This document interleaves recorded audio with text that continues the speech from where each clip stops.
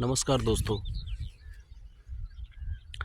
जैसा कि मैंने पिछली बार मनोज सर की वीडियो बनाई थी, मनोज कुमार साहब,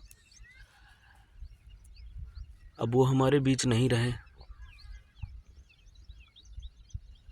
ये हम तमाम उनके चाहने वालों के लिए दिल में एक क्षति है और वो भले हमारे बीच आज नहीं है, लेकिन उनकी यादें हमारे बीच हमेशा ज़िंदा रहेंगी।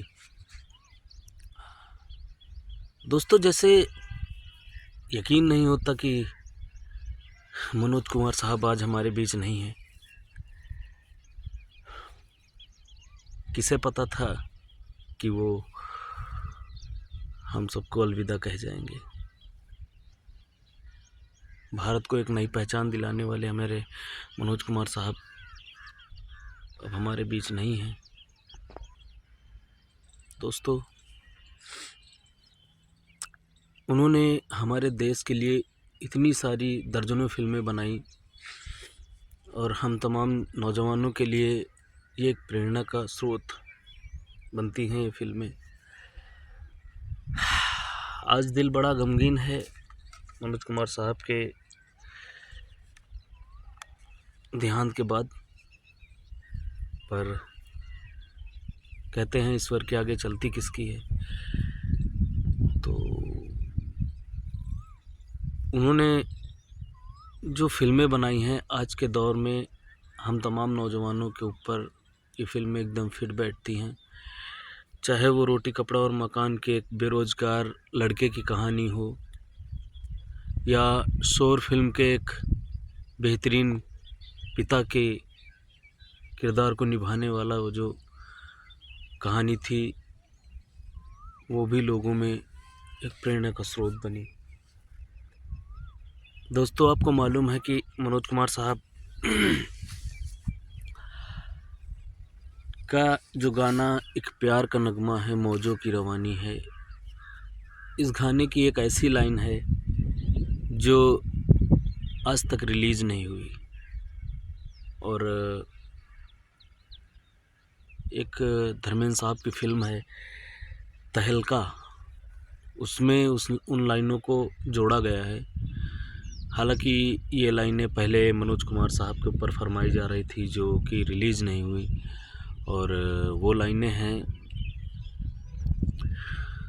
तू साथ न दे मेरा, चलना मुझे आता है, हर आग से वाकिफ हूँ, जलना मुझे आता है, तकदीर के हाथों से तकदीर बनानी है, जिंदगी और कुछ भी नहीं।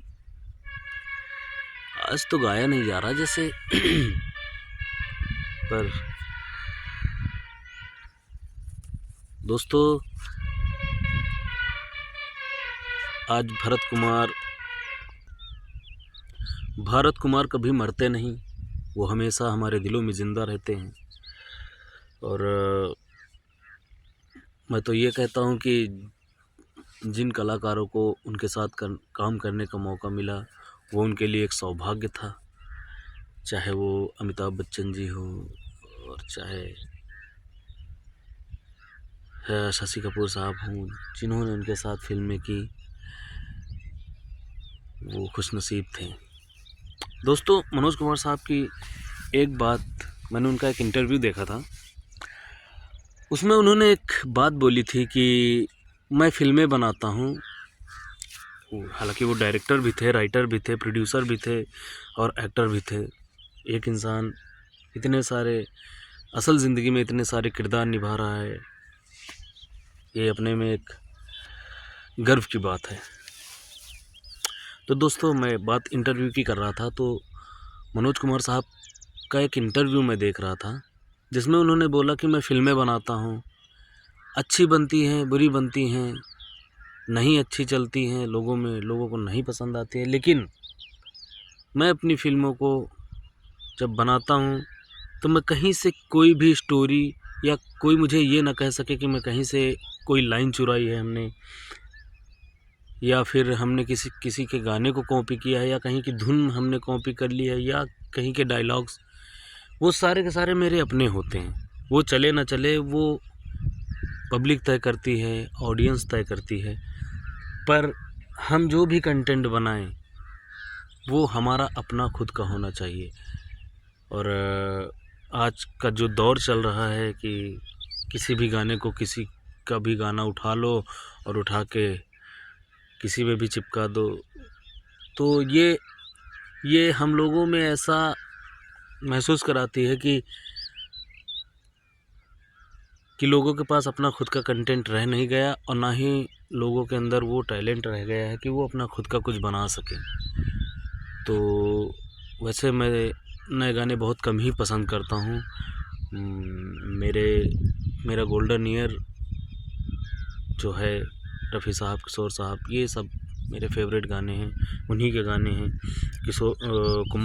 कुमार सानू, ये 2000 तक का दौर मुझे सही लगा, और उसके बाद गाने अब भी अच्छे बनते हैं, पर जो बात पुराने गानों में थी वो शायद अब उन गानों में नहीं है। तो उन्हें हम मनोज कुमार साहब को श्रद्धांजलि अर्पित करते हैं, और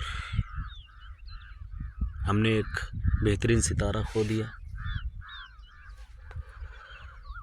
उन्हीं के लिए याद में मैं आपके लोगों के बीच में एक गाना पेश करूँगा। समय की धारा में हो, समय की धारा में उम्र बह जानी है, जो घड़ी जी लेंगे हो, जो घड़ी जी लेंगे वही रह जानी है। तो दोस्तों, आज हम मनोज कुमार साहब को याद कर रहे थे और उनकी बातें कुछ बता रहे थे, उनकी फ़िल्मों की बातें बता रहे थे। तो दोस्तों,